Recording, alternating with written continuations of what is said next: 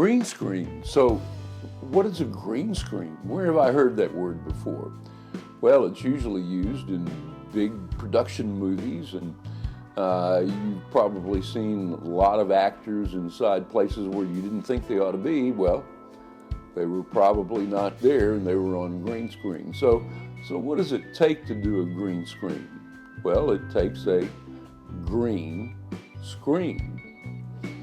I've used all types of screens in the past, from just a piece of green material. I know some people have even painted their wall behind them in their little house studio green so they could use that.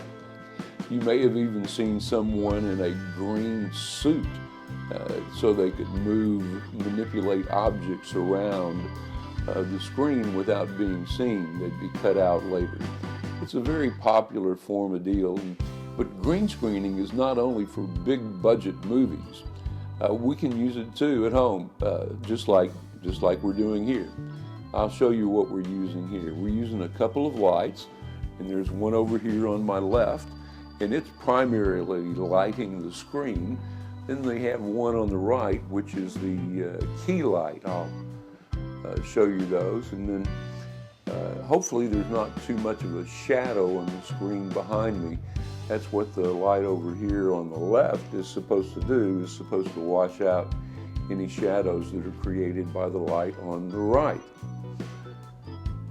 It can be a little complicated. So why would anybody want to use a green screen in the first place? Well, one reason is to show things in the background, just like they do on the news channels. You see the anchor there with things going on, and behind them in the background you see a lot of different things like that. Here's another reason you might want to try to green screen. Okay, we hope that those are all going to blend together, and I'll be able to cut those into 3 charming people singing a chord. It all comes down to the editing. The editing is another thing you have to be concerned with if you're doing green screen. You have to have a good editor, one that will allow you to go in and take out the color green. You know, it's called green screening. It used to be called chroma keying. Chroma keying because you would pick a color. It might have been green, it might have been blue, but they used this bright green, which was a color that most people didn't wear unless it was the 70s, I guess. But it's a bright lime green in the background. It's so, well, here's a good example. If you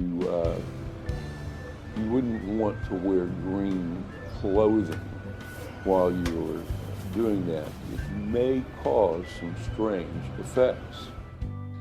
Well, I don't know why I started green screening. I think it was because I was putting this little movie together, and I wanted to have all of these different characters in it singing a song.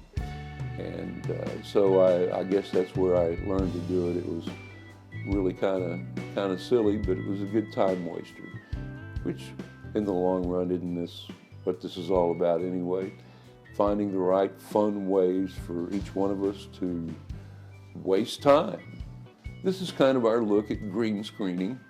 I hope you've enjoyed it, and hope to see you again. Until then, happy trails.